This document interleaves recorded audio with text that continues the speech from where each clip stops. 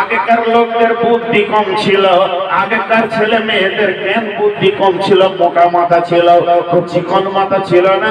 এখনকার বিজ্ঞানীরা চিকন মাথা হয়ে গেছে, কিন্তু সেই পুরাতন যুগের মেয়ে, উটের যুগের মেয়ে কত সুন্দর ঐতিহাসিক বক্তব্য, জ্ঞান গর্ব কথা বলছে।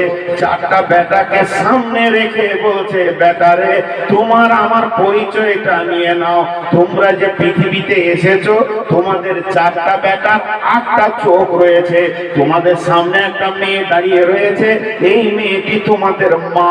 এইভাবে পরিচয় দিচ্ছে। দেওয়ার পর বলছে, ও বেটা আমার নাম হচ্ছে খানসা, আমি হলাম রসুলের ফুফু আব্দুল্লাহর বোন, আব্দুল মুতাল্লিবের বেটে। আমি এই খানদানের মেয়ে। এই ফ্যাক্টরি থেকে তোমরা তৈরি হয়েছো, এই ফ্যাক্টরি থেকে তোমরা পৃথিবীতে এসেছো। এই পেটটা ছিল তোমাদের জন্মের জায়গা, এখান থেকে তোমরা পৃথিবীতে এসেছো। আমার বুকে দুটি দুধ রয়েছে, এই দুধকে তোমরা চুষে চুষে চুষে শক্তি সাধন করেছো। তোমাদের রক্তে রক্তে রক্তে ফুটাই ফুটাই কেন আমার দুধের বিন ঘুরছে। অতএব আমি এটা মেনে নিতে পারবো না রে বেটা। কোরআন পৃথিবী থেকে মিটে যাবে, নবীজি পৃথিবী থেকে চলে যাবে, তোমরা আনন্দের দুনিয়া করবে। আমি এমন মেয়ে নই, এটা মেনে নিতে পারবো না। তবে আমি মেনে নিতে পারবো তোমরা শহীদ হয়ে যাও, তোমরা শহীদের দরজায় চলে যাও। কোরআন পৃথিবীতে চলে আসুক, তোমাদের রক্তমাখা অবস্থায় দেখে নিতে পারবো। এটা আমি বরদাস্ত করতে পারবো রে বেটা, কিন্তু এটা বরদাস্ত করতে পারবো না। রসুলের গায়ে দাগ লেগেছে, এটা মেনে নিতে পারবো না। আল্লাহর কালাম পৃথিবী থেকে চলে গেছে। তবে শুনে নাও, যে ফ্যাক্টরি থেকে তোমরা তৈরি হয়েছো, এই ফ্যাক্টরির ওয়ারেন্টি কার্ডটা নিয়ে নাও, এর গ্যারেন্টি কার্ডটা নিয়ে নাও। মা কত দামি কথা বলছে, লজ্জা করার বিষয় নাই। মা ক্লিয়ার বলছে, বেটারে যতদিন তোমার মামা আর নানার কাছে আমি ছিলাম, এই ভাষাটার মানে বুঝার চেষ্টা করবেন। যতদিন তোর নানা আর মামার কাছে আমি ছিলাম, অর্থাৎ আমার বিয়ে হয়নি, তোর আব্বা মহারানা দিয়ে আমাকে আনেনি, ততদিন পর্যন্ত আমি এমন হিফাজতে ছিলাম বেটারে, আমার চরিত্রের জন্য তোর নানা মামার মাথা কোনোদিন নামেনি। সমাজে তোর নানা মামা কোনোদিন লজ্জিত হয়নি। আমার ব্যবহারে তোর নানা মামাকে দেখে বিচার করা হয়নি। আমার ব্যবহারে কোনো যুবক পর্যন্ত আমার দিকে তাকায়নি। তারপরে শুনেলে তোর বাপ যেদিন টাকা মিটিয়ে দিয়ে তোর নানার কাছ থেকে আমাকে ওজন করে কিনে নিয়ে চলে এলো, মহারানা দিয়ে নিয়ে চলে এলো, বডিটাকে হালাল করে নিলে। এই বডিটা তোর বাপের, আল্লাহর কসম দিয়ে বলতে পারবো রে বেটা, তোর বাপের আমানতের খেয়ানতি এতটুকু করে নি। আমার বডি থেকে কেউ আনন্দ পায়নি, একমাত্র তোর বাপ ছাড়া। অতএব এইরকম মেয়ের পেট থেকে পৃথিবী দেখবি, আর আল্লাহর কোরআন মিটে যাবে, মেনে নিতে পারবো না। ওহুদের প্রান্তে তোরা চলে যা, আমি এক্ষুনি তোদের রেখে বের করে দিচ্ছি।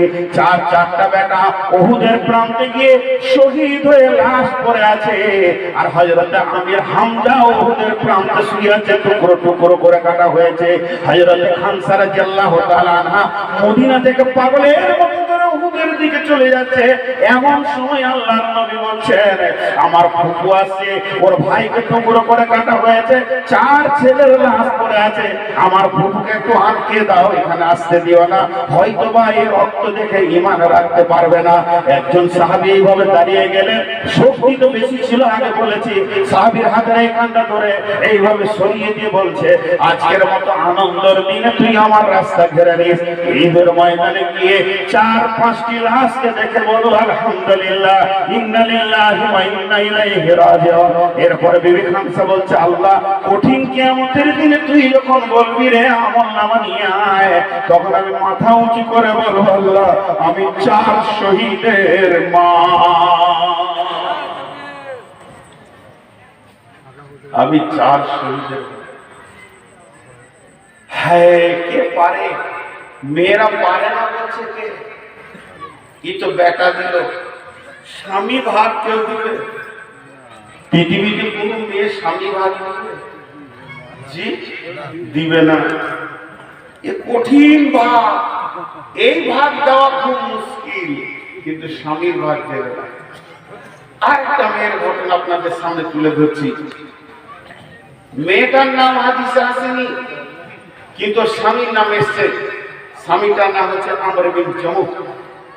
এক পায়ে ল্যাংড়া ছিল, লেংড়িয়ে হাঁটতো। তো আমর বিন জামুহ আমর বিন জামুহ ল্যাংড়া ছিলেন। তোর বিবি মনে মনে করছে, হায় আল্লাহ, ও শহীদের বিবি, ও শহীদের বেটি, ওইটা শহীদের মা, ওইটা শহীদের স্ত্রী, আমার কপালে জুটলো তো জুটলো, ল্যাংড়া শহীদ হবে। আমার মনে মনে ভাবছে, ল্যাংড়া হলে কি হবে, চোপার জোর ভালো আছে, এইদিকে খুব রাগও আছে। তো দেখি একটু প্রেরণা দিয়ে আগে কিনা। তো ল্যাংড়া কথা ছিল, গাড়ি ঢুকছে, এমন সময় আমার স্ত্রী বলছে, তুমি জিহাদের কথা শুনলে লুকিয়ে যাও কচি বলে। কি বললি? যত রাগ আমার ওপরেই, যত মাস্তানি খালি ঘরে বিবির কাছে, জিহাদের নাম শুনলে কোন দিকে পালিয়ে যায়। আমর বিন জামুহ কথাটা শোনার পর বাড়ির ভিতরে ঢুকলেন।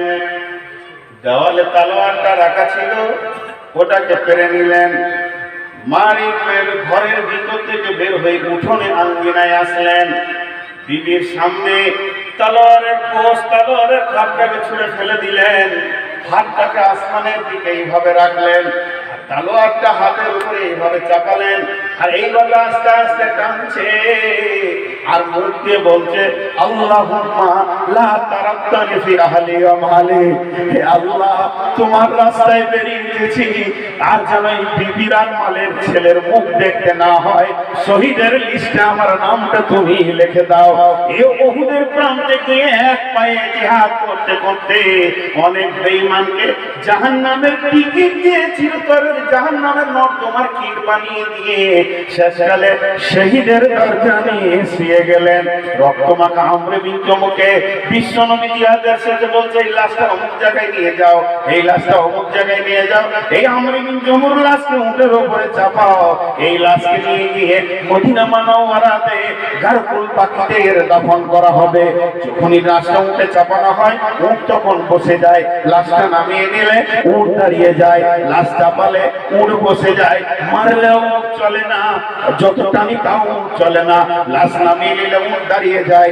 বিশ্বনবী বললেন, দাঁড়াও দাঁড়াও দাঁড়াও, নিশ্চয় ওর কোনো ওসিয়ত ছিল, নিশ্চয় ওর কোনো মনে নিয়ত ছিল, আল্লাহ কবুল করেছে।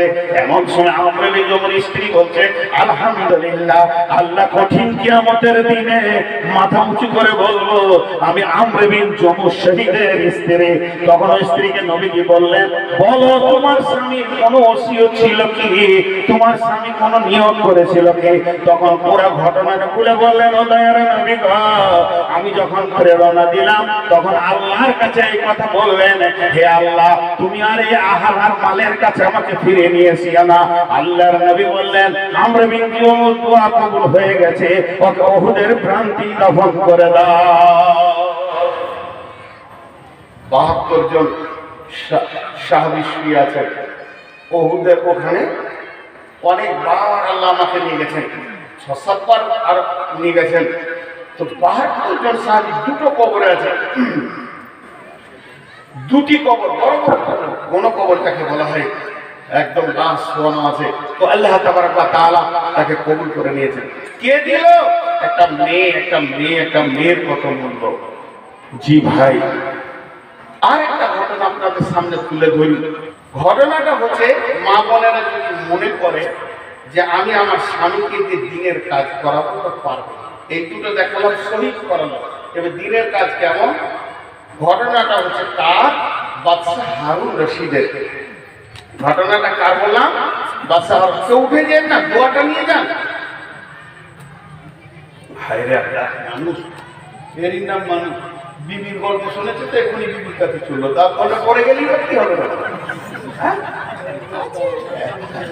এখনই আমলে এসেছে।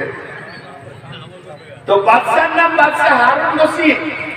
মা বোনেরা কান করে শুনেন বিশেষ করে। আর ওর বিবির নাম হচ্ছে বেগম জুবাইদা।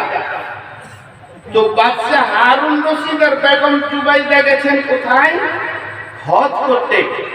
হজ করে ফিরে চলে এসেছেন, লম্বা ঘটনা শর্ট করছি।